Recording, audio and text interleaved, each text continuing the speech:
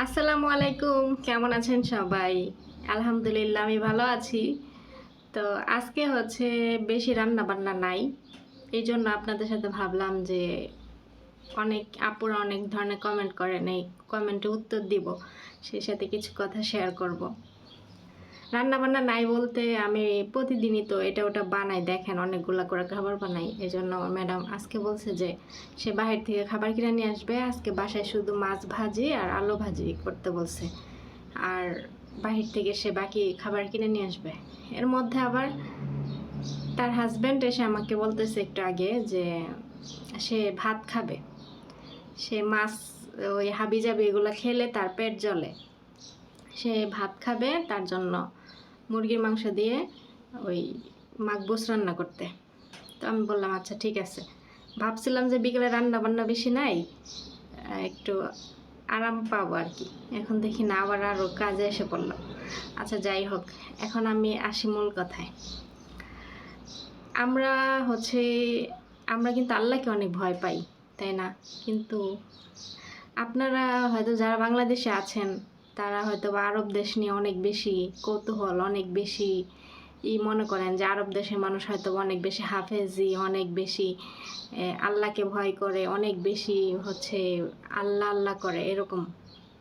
কিন্তু আমরা যারা কাজ করি বাসায়, এরা কিন্তু আমরা জানি যে আরব দেশের মানুষ আল্লাহকে, জানি না মনে মনে ভয় পায় কি না, তবে আমি এই কথাগুলো বলার উদ্দেশ্য একটাই, আমি বলতেছি।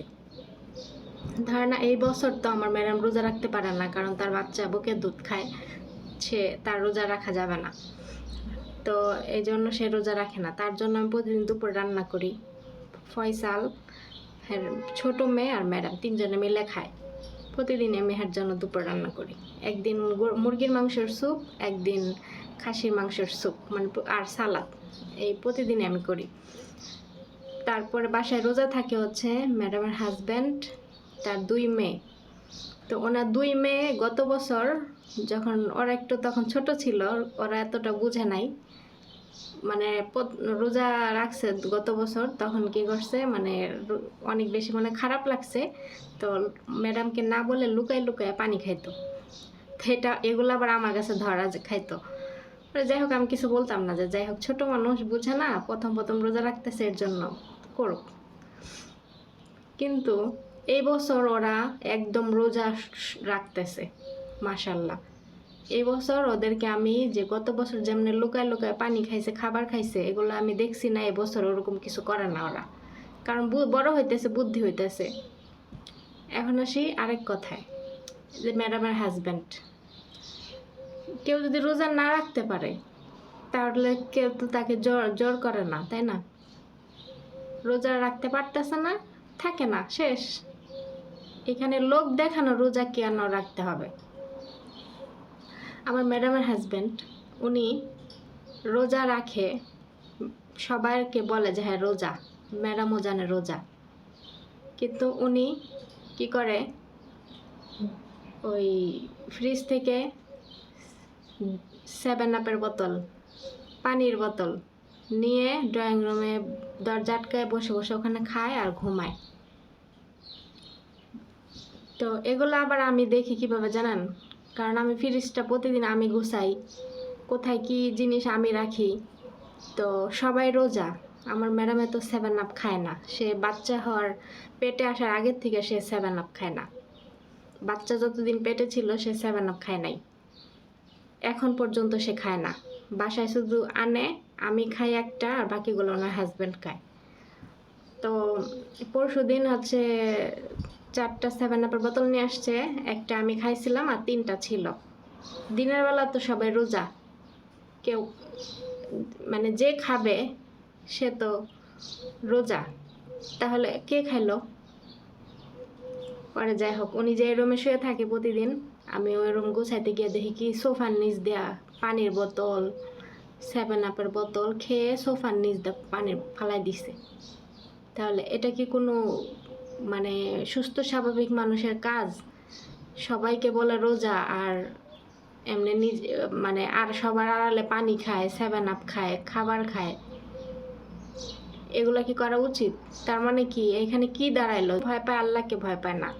আমার সে ম্যাডামের ভয়ে সে বলে যে সে রোজা। সে যদি বলে যে আমি রোজা রাখতে পারবো না, তাহলে কি ম্যাডামে কি দিহারে ধরে পিটাইবো না কিছু করব? এই দেশে পুরুষ মানুষ বউদের অনেক ভয় পায়, এটা সত্যি কথা। কিন্তু সে যদি বলে যে আমি রোজা থাকতে পারবো না, তাহলে ওকে ফাইন, এটা নিয়ে তো আর কিছু বলবে না। আমি দুপুরে একবারে রান্না করে দিমু, খাওয়া দাওয়া করে উঠবো। তাহলে আমার বিকালে এত কষ্ট করে এত কিছু রান্না করতে হবে কেন? আমি দুপুরে একচোট রান্না করি, আবার বিকেলেও এত কিছু রান্না করি। তাহলে তাহলে প্রেশার আমার উপর না, রোজা না থাইকা থাইকা রোজা রোজা রোজা এগুলা বলা কি ঠিক? যাই হোক, এখন আমি তো ওনারে কিছু বলতে পারি না, আমি দেখে কিছু বলি না, তো ভাবলাম কথাগুলো আপনাদের সাথে শেয়ার করি।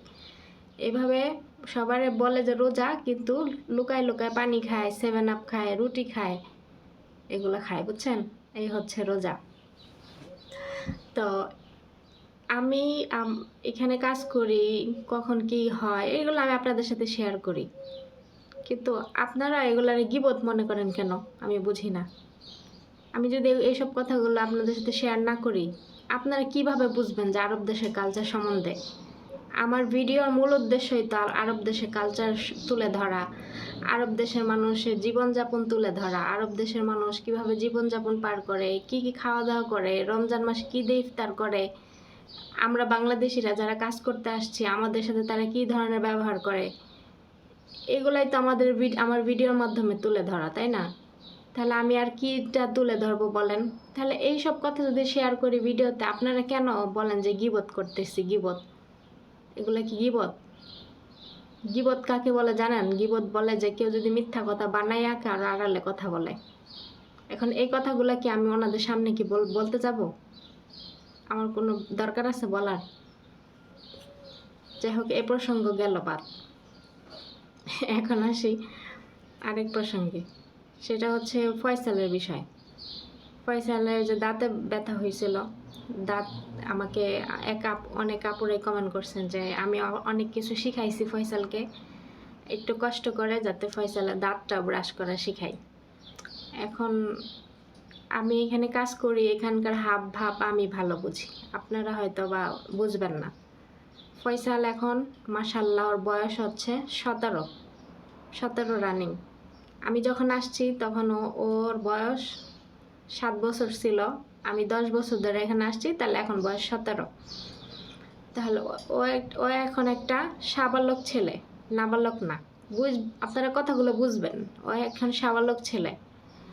ওর সমস্ত কাজকর্ম এখন আমার ম্যাডাম আমাকে বলছে, ওর কাপড় চোপড় নোংরা থাকুক, যা খুশি তাই থাকুক, আমি যাতে ওর কোনো কাজকর্ম না করি, সব কিছু উনি করবে, ঠিক আছে? সব কিছু ম্যাডাম করবে। তো এখন আমার ম্যাডামের বাসায়, এখন আমি যদি ওরে ভালো টাইমে করতে গেলাম, ওরে আমি নিয়ে দাঁত ব্রাশ করা শিখাইতেছি, আমার ম্যাডামে তো উল্টা বুঝা আইসা আমার সাথে চিল্লাইব না। তাহলে আমার যাইচা এত কিছু করার কোনো দরকার আছে? আমি যতটুকু ফয়সালের জন্য করি আমার মনে এতটুকু এনাফ। এর চেয়ে বেশি কিছু করতে গেলে আমি তাদের কাছে কথা শুনবো, কেননা আমাকে তারা ওই অনুমতি দেয় নাই। এখন তাদের ছেলে, তারা কি করবে না করবে সেটা তারা বুঝবে। আর ও দাঁত ব্রাশ করে না, ওর হচ্ছে এটা নিয়ে সমস্যা হয় নাই। সমস্যা হয়েছে ওই যে খেজুর খাইছে, খেজুর দাঁতের গোড়াতে ঢুকে গেছে, দাঁত মাত তো এমনি ব্রাশ করে না, এর জন্য ওগুলা নিয়ে দাঁতের মারি ফুলে গেছিল আর কি। তো আমি যতটুকু রান্নাঘরে থাকে কাজকর্ম শিখাই, এতটুকুই এনাফ। এর চেয়ে বেশি কিছু আমি করতে পারবো না, ঠিক আছে? কারণ ওই দিন আমি দেখি যে ফয়সালের হাতের নখ এত বড় বড় হয়ে গেছে, পায়ের নখ এক একটা বড় বড় হয়ে গেছে, কেউ কাইটা দেয় না, আমি নিজে দেখলাম। দেখা পরে আমি ম্যাডামের সামনেই ওরে ডেল কাটার নিয়ে ম্যাডামের বললাম যে ম্যাডাম ওর এইটি হয়ে গেছে, বড় বড় হয়ে গেছে। পরে শেষে আমি ওর ম্যাডামের সামনে ডাইকা নিয়ে পরে ওর ওই নখ কাইটা দিলাম, মানে ম্যাডামের সামনে আমি বইসা নখ কাইটা দিলাম, ঠিক আছে? তো এর চেয়ে যতটুকু করা সম্ভব আমি অতটুকু করি, এর চেয়ে বেশি কিছু আমি করতে পারবো না। করলে পরে ভালো করতে গিয়ে খারাপ হয়ে যাবে, তো আমি এর চেয়ে বেশি আর কিছু করতে পারবো না পুরা। ঠিক আছে। আর আপনারা তো মনে করেন যে আরব দেশের মানুষ ওদের বাচ্চা কাচ্চা অনেক তুলো তুলো করে মানুষ করে। এখন আরেকটা কথা শেয়ার করি। গত পরশু দিন ম্যাডামের সাথে বাহিরে গেছি, ওই বাচ্চার ঠান্ডা লাগছে তো উনি টুপি কিনবে, মানে গলা সহ ঢাকা এরকম টুপি কিনবে বাচ্চার। পরে সে গাড়ির থেকে নামে নাই, আমাকে বলে দিছে, আমি গিয়া নিয়ে আসছি মার্কেটে গিয়া। ওই বাচ্চাটা তো গাড়িতে আমার কোলে ছিল। বাচ্চাটার এই দুইটা গাল ফাইটা একবারে চিটচিট করতেছে। শীতের দিন না, ওর ক্রিম লোশন সব কিছু, বা বেবি লোশন সব কিছু আনছে, ঠিক আছে, baby oil, baby body wash, baby shampoo সব কিছু ওরা আনছে, কিন্তু ওর কোনো যত্ন নেয় না। গাল দুইটা না, এই যে এইখানে ফাইটা একবারে চিট ধরে গেছে। আমার দেখে কেমন লাগলো। এখন এই কথাগুলো শেয়ার করলে আপনারা কি বলবেন জানেন? মায়ের থেকে মাসির দরদ বেশি। কিছু কিছু সময় জানেন, মায়ের থেকে কিন্তু মাসিরাই অনেক বেশি আদর করে। মায়ের বাচ্চা গই মাসিরা অনেক বেশি আদর করে। যেমন হের বাচ্চা যদি হের কাছে না থেকে আমার কাছে থাকতো, তাহলে আমার মনে হয় আমি ওই বাচ্চার আরো ভালো করে দেখে শুনে রাখতাম হের থেকে, বুঝছেন? তো আমার দেখে মায়া লাগলো। এখন কিছু তো বলাও যাবে না, বলতে যাব কি, বলতে গেলে আবার উল্টা বুঝে আবার আরেক কথা বলবে, যেন কিছু বললাম না, দেখলাম। তারপরে আসি আরেক কথায়। এই যে আমি বলি না বাচ্চা অনেক কান্না করে কেন? এই বাচ্চার কোনো দোষ নাই, দোষ হইলো হ্যার। আজকে আমি মানে বুকের দুধ খাওয়াই, বুকের দুধের পাশাপাশি ফিটারও খাওয়াই, কারণ বুকের দুধে হয় না, বড় হচ্ছে এখন মাশাআল্লাহ। এই দেশে পোলাপান অনেক তাড়াতাড়ি বড় হয়, 1 মাসে অনেক ভালো বড় হয়ে গেছে, ঠিক আছে। তো ওর খাওয়া দাওয়ার এখন আস্তে আস্তে বাড়বে, তো বুকের দুধের পাশাপাশি ফিটারও খাওয়াই। তেমন আজকে যেই টাইমে ফিটার খাওয়াইলো, কালকে যদি ওই টাইমে আবার ফিটারটা খাওয়ায়, তাহলে কিন্তু একটা মানে আসে, মানে টাইমলি আসে যে আজকে যে টাইমে 1 ফিটার দুধ খাওয়াইলো, কালকে ওই টাইমে 1 ফিটার দুধ খাওয়াইলো, তাহলে কিন্তু বাচ্চাটা শান্ত থাকে। কারণ আজকে যে টাইমে দুধ খাওয়াইলো, কালকে আমি ওই টাইমে দুধ খাওয়াইলাম না, তাহলে ওই দুধের গ্যাপটা কিন্তু ওর পেটের ভিতরে থেকেই যায়, কারণ ও তো অভ্যাসে পরিণত হয়ে যাচ্ছে, তাই না? কি করে, আজকে এই টাইমে দুধ খাওয়াইলো, কালকে আর ওই টাইমে দুধ খাওয়ায় না। বাচ্চা কানতে কানতে একবারে মানে লাল হয়ে যায়, কারণ ওই দুধের নেশা উঠে, ও কান্দে, তারপরে দুধ বানায় খাওয়ায় না, ঠিক আছে, গেল। তারপরে এই যে ডায়পার, একটা আপু তো আমাকে কমেন্ট করছেন যে হয়তো ওর পেটে ব্যথা করে কিংবা ডায়পারে ভিজা গেছে, এর জন্য। ডায়পারের কথায় আসি। ডায়পার সারা রাত তো পাল্টায় না, সকালবেলা আমার কোলে দিয়ে গোসল করে সকাল 8:30টার সময়। এই সময় ওরে কোলে নিলে আমি দেখি ডায়পার দিয়া মানে ভিজা ভারী হয়ে গেছে, আর মানে ওর শরীরটা গন্ধ ছাড়ছে, মানে ওই ডায়পারের ভিতরে ময়লা বেশি হয়ে গেছে, ওই গন্ধ মানে আসতেছে আমার নাকে। কি কমু কন, আমার কি করার কিছু আছে? আমি হারে কইতে যাবো কিছু তো কর নাই। তাহলে ওই সময় বাচ্চা কান্না করে, জানেন, ডায়পার মনে হয় পাল্টায় না। আরেকদিন বলছিলাম না, যেদিন জামা কাপড় পাল্টাইবো না, সেদিন দেখবেন ঝুড়ির মধ্যে এক সেটও নাই ময়লা কাপড় চোপড়। আর যেদিন পাল্টাইবো এদিন দেখুন কি অর্ধেক ঝুড়ি বইরা গেছে। মানে যেদিন পাল্টায় না, যেদিন পাল্টায় একটু পর পরে পাল্টায়, অর্ধেক ঝুড়ি বইরা ফেলায়। তো এই হলো কাহিনী। এই দেশের মানুষ এইভাবে বাচ্চা মানুষ করে, বুঝছেন? আপনারা তো মনে করেন যে আরব দেশের মানুষ না জানি কত তুলু তুলু করে বাচ্চা মানুষ করে। আসলে ওরা বাচ্চার কোনো যত্ন কোনো কিচ্ছুই নেয় না। বাচ্চার একটু লোশন ক্রিম কিচ্ছু দেওয়া দেয় না, বডি লোশন কিচ্ছু দেওয়া দেয় না, কি নাই না রেখে দিছে অমনেই, ওগুলা অমনেই থাকবো। আমি এদের বাসায় থাকি, আমি তো জানি, বুঝছেন? ওরা আসলে কোনো যত্নই নেয় না বাচ্চার। সবাই কেমন তা জানি না, আমি আমার ম্যাডাম কেমন দেখতেছি। ভিডিও বানাইতে গিয়া দেখি যে টাইম হয়ে গেছে, আর ম্যাডামের ছোট মেয়ে চলে আসবে স্কুল থেকে, ওর জন্য আবার অপেক্ষা করতে হবে এখানে, ও গেট লাগাইতে পারে না। দেখেন আমার কত দিকে খেয়াল রাখতে হয়। তারপরে আসে আরেকটা কথায়, সেটা হচ্ছে গত বছর রমজানে আমি খাবার টাবার বানাইতাম, সব কিছু করতাম। ইফতারের সময় মানে আমি সব কিছু রেডি করে রান্নাঘরে রাখতাম। ইফতারের সময় হচ্ছে ম্যাডামের 2 মেয়ে আমার সাথে রান্নাঘরে এসে ওরা ইফতার নিত আর কি, যে রুমে বসে ইফতার খাবে ওই রুমে নিয়ে সাজাইতো। আবার যখন ইফতার করা শেষ তখন সব কিছু ওরা হাতে হাতে রান্নাঘর পর্যন্ত আইনা দিত। এবছর কেউ এগুলো করে না। এবছর মানে সবাই হাত পা থুবড়ায় বয়ে রয়েছে, মানে মনে হয় রোজা ওরা একাই থাকে, আমি থাকি না। আর রান্না বান্না কইরা একদম ইফতারে সব এক হাতে নিয়ে হচ্ছে সাজাই দেই, আবার ইফতারি কইরা উঠা জায়গা ওইভাবে সব কিছু ছড়ানো বড়ানো থাকে। আমি গিয়ে আবার এগুলো উঠাই নিয়ে রান্নাঘরে নিয়ে আবার এগুলো ঘরমর পরিষ্কার করি। এবছর কেউ কিচ্ছু করে না, বুঝছেন তো। অনেক আপুরা তো বলেন যে ওরা তো কাজ পায়, ওরা করবে না দেখে তো লোক নিয়ে আসছে। ভাই, আপনার বাসায় যদি কাজের মানুষ থাকে, আপনি কি কাজের মানুষের হাতে সব কিছু দিয়ে বসে রাখেন? আপনি কি সাথে সাথে কিছু করেন না? রোজা কিন্তু আপনিও আছেন, আমিও আছি, তাহলে আপনি করেন না। কাজের মানুষ আছে দেখে যে কাজের মানুষের উপরে সব কিছু দিয়ে বসে থাকবেন, এগুলা কোন ধরনেরই? টাকা দিয়ে কাজ করান, তাতে কি একদম সব কিছু কইরা দিব একবারে? চলে যাব, বেশি দিন নাই, চলে গেলে তখন বুঝবে।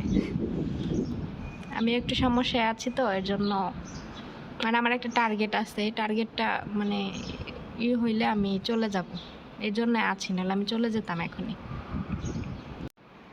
সব বাসার মানুষরাই ইফতারের সময় হয়তো বা ইফতারের সময় সাহায্য না করলেও ইফতারের সময় একটু সাথে সাথে ওই যে মানে জিনিসপত্র নিয়ে গুছায় সব বাসায়, কিন্তু আমার বাসায় এগুলা না। গত বছর করছে, কিন্তু এবছর কেউ করে না। এই যাই কি করবো, রোজা রাইখা যদি সারাদিন শুয়া বসে থাইকা যদি রোজা কাটায়, কোনো কিছু না করে, ওই রোজা আল্লাহ কতটুকু কবুল করবে আল্লাহ ভালো জানে। রোজা রেখে পরিশ্রম করা উচিত। একজন রোজাদার ব্যক্তি যদি পরিশ্রম করে, আপনি যদি সামনে বসে বসে দেখেন, ওইটা অনেক গুনাহ। আপনিও সাথে সাথে গিয়ে করেন, তার সাথে ওইটা অনেক সওয়াব আছে, কারণ আপনিও রোজাদার ব্যক্তি, সেও রোজাদার ব্যক্তি। তারা আমাকে টাকা দিয়ে কাজ করায় দেখে একদম পালঙ্কে উঠা বসে থাকবে, আর আমি তাদেরকে খালি মুখে তুইলা খাওয়াই দেওয়াটা বাকি থাকবে। এই রমজান মাসে রেখে একটু শুয়ে থাকি, সেই 6টার সময় আবার ডাকে, এই 6টার সময় উঠা আবার 3 মেয়ের চুল বান্ধা দিতে হয়। এখন এটাকে আমার কাজ বলেন? যে আর বড় মেয়ে বয়স 16, এটার চুল আমার আশ্রয়ে এখন পর্যন্ত বান্ধা দিতে হয়। এগুলা কি আমার কাজ? ওদের সাথে হাত নাই? ও কি ছোট বাচ্চা? ওর চুলগুলা কি ও নিজে বাঁধতে পারে না? ই করে না। এই যে ছুটিতে যাব না, গেলেই তখন টের পাবে। কত ধানে কত মানে চাল, সেটা আমি গেলেই টের পাবে। 2 মাসের ছুটিতে তো যাব, আর যাওয়ার পরে সিদ্ধান্ত নিব আর আসবো না আসবো। ঠিক আছে, সিদ্ধান্ত এখন আমি নিতে পারতেছি না। বললাম না, আমার একটা টার্গেট আছে, টার্গেটটা পূরণ হলে আমি হইলে আমি চলে যেতাম, কিন্তু টার্গেটটা পূরণ হয় নাই এখনো, এই জন্য ছুটিতে যেতে চাচ্ছি। তো দেখি তারপরে বাড়িতে গিয়ে সিদ্ধান্ত নেব কি করব। তো অনেক কথাই শেয়ার করলাম। সবাই ভালো থাকবেন, সুস্থ থাকবেন। আবার কোনো ভিডিওতে দেখা।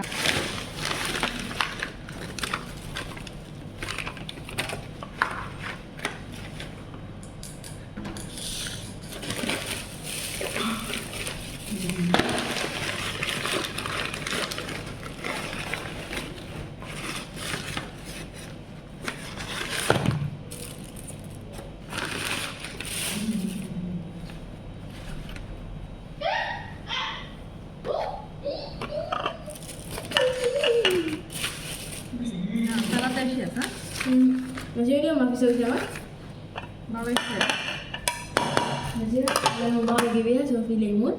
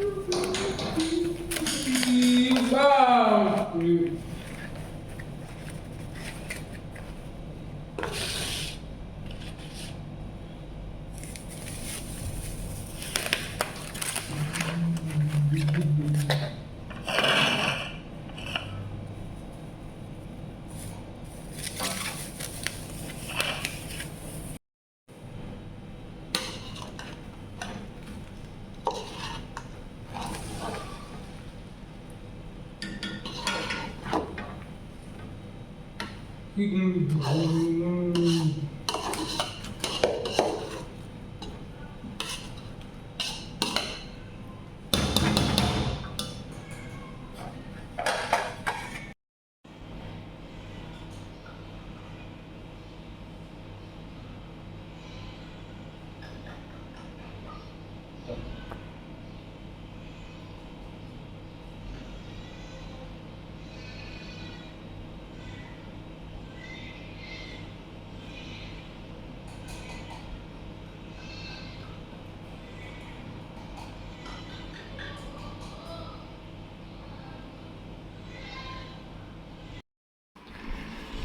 যে আমি এই মাছ নিয়ে আসছি, আজকে মাছ বাসায় ভাজি নাই। আমার কফিলে মাছ বাহির থেকে মানে অর্ডার দিয়ে নিয়ে আসছে। তো এটাও টুনা মাছ, ছোট সাইজেরটা। তো অনেকগুলা মাছ নিয়ে আসছে, পুরো এক পিস আমাকে দিয়ে দিছে। আমি বলছিলাম এত খাইতে পারবো না, বলে নে পরে খাইস, রাইখা দিস, সেরি টাইমে খাইস। পরে নিয়ে আসলাম।